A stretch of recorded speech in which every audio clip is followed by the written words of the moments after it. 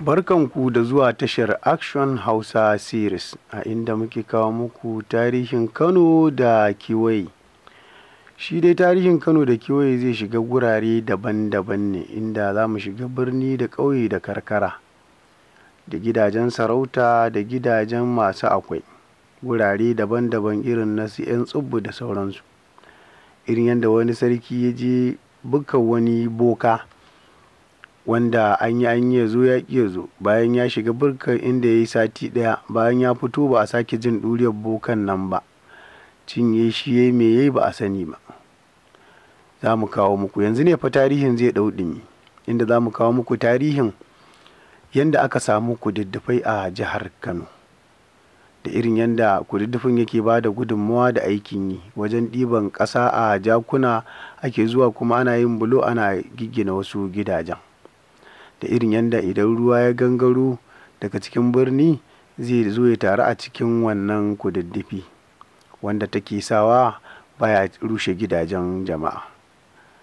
A wannan zamanin kuma na zamanin mulkin siyasa, inda wasu kududdufan aka toshe su.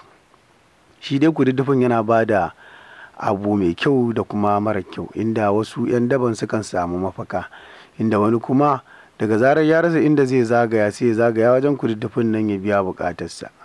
Wasu kuma suke yin su a cikin kududdufan da dai sauransu, inda aka naɗa sarakuna sarki hakimai, wanda ake yin su irin na masu kula da kududdufin.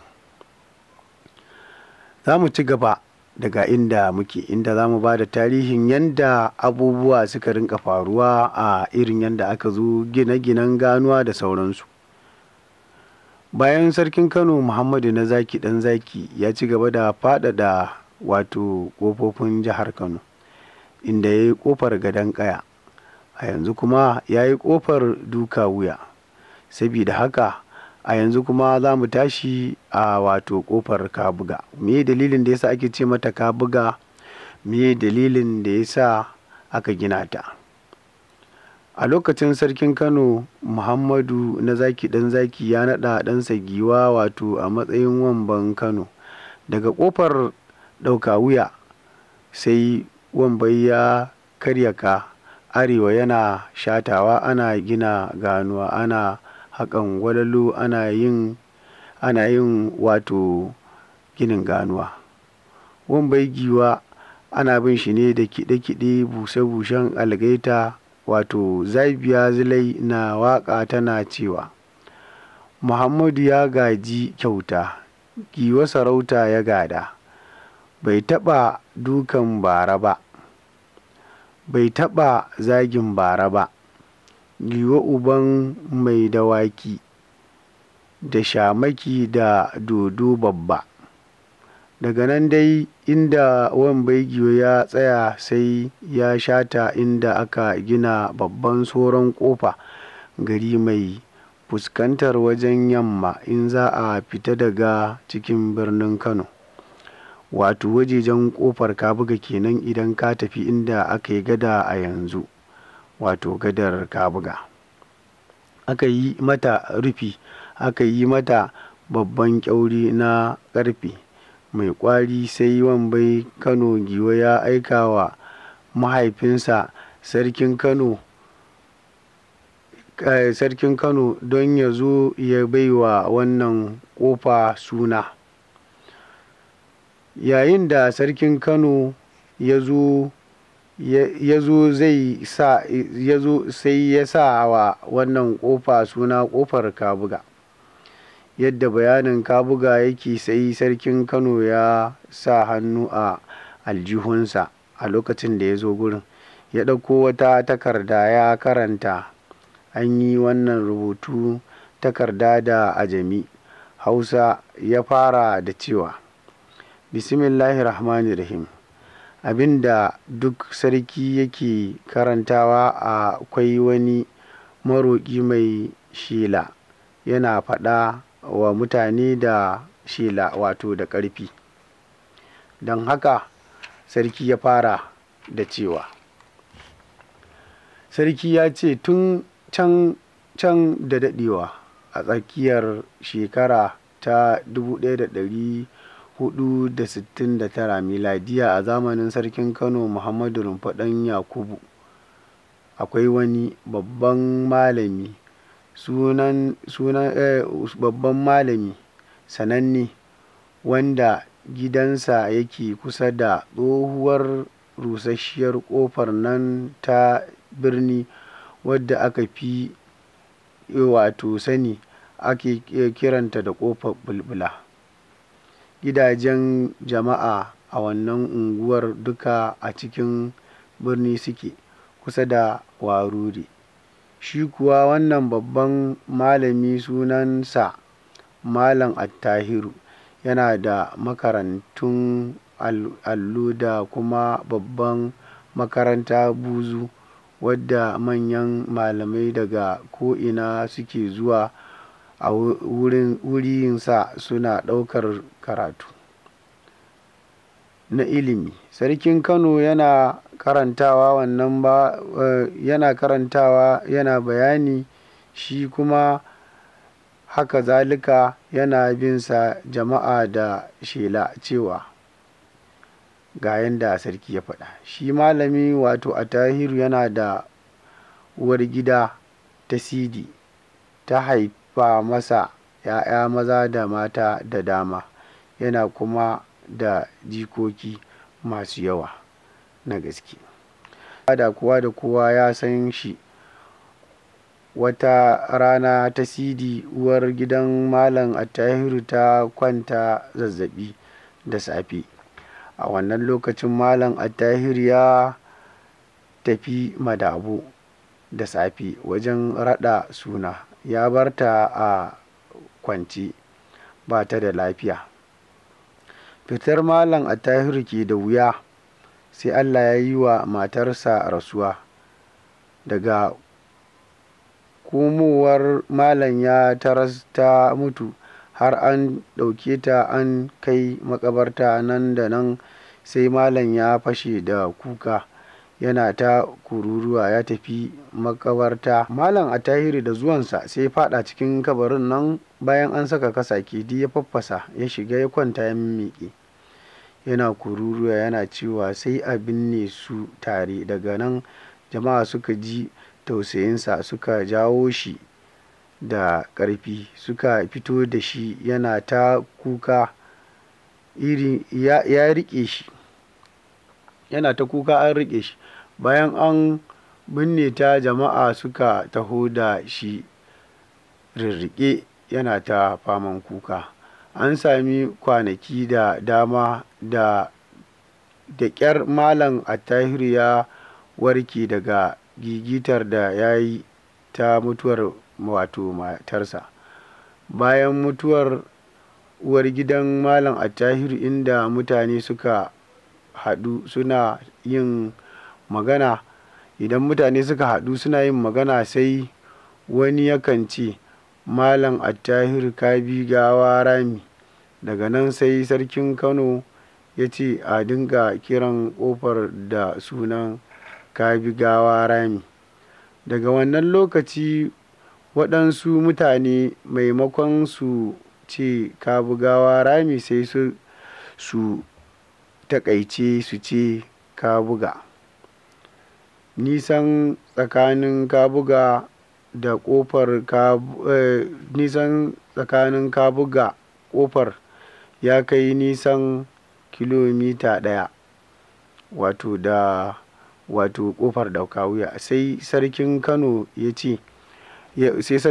ya ci gaba da yin bayani. Mutuwar ta Sidi da kamar shekara 8 a tsakani, ƙarshen shekara ta 1477 miladiya. A wannan lokaci Allah ya yi wa Malam Attahiru rasuwa. Allah ya ji ƙansa ya gafarta masa. Amin. Bayan mutuwar Attahiru kenan, an ja binne shi a gonarsa. Da wajen wata 3 sai addu'a ta fito a kewaye da kabarin nasa, inda ta fito. To, Malam Attahiru daman yana da yawan ɗalibai, suka fahimci cewar dai Malam Attahiru shi waliyi ne. Aka riƙa zuwa ana share kabarin nasa, ana kawo ziyara daga ko'ina. Tun daga wannan lokaci sai mutane suka dinga cewa da wurin kabarin wali mai addu'a. Daga baya aka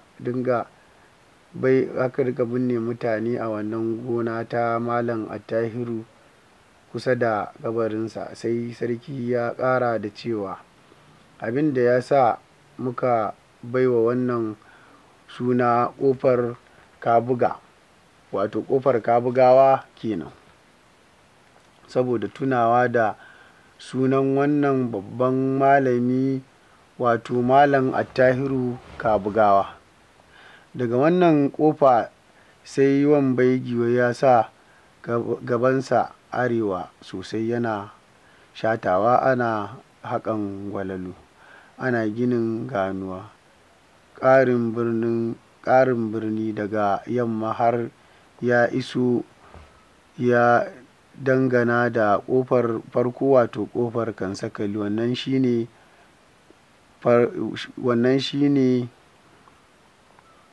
faɗaɗa girman birnin Kano. A yanzu an kammala wannan aiki shekara ta 1621 miladiya, wato shekara 3 kenan wajen yin wannan aiki na ƙara girman birnin Kano da ƙofofinsa, kamar yadda ake ginin Kano a yanzu, wato ƙofofin 13 kenan. Sai ƙofofin guda 3 da aka yi zamanin sarkin Kano marigayi Alhaji Abdullahi Bayero ɗan sarkin Kano Muhammadu Abbas su ne: na ɗaya, sabuwar ƙofa wadda take dab da kwalejin Rumfa; na biyu, ƙofar ATC da FCE a yanzu; ƙofar Panshekara wacce ake kiranta da ƙofar Panshekara wadda take kusa da ATC. Sai wato na uku, ƙofar Mayanka, ƙofar Alhassan Ɗantata wacce take kusa da ƙofar Mazugal. Gurare da yawa dai an ƙaƙƙara irin waɗannan wato ƙofofi. Da irin waɗannan ƙofofi da ake, wasu ƙofofin ake rasa su. Ni Nura Ado nake ganin yana da kyau wato mahukunta su kula da waɗannan ƙofofi, saboda tarihin Kano yana nan a cike da waɗannan wato ƙofofi. Don kasancewar Kano ko da me ka zo an fi ka.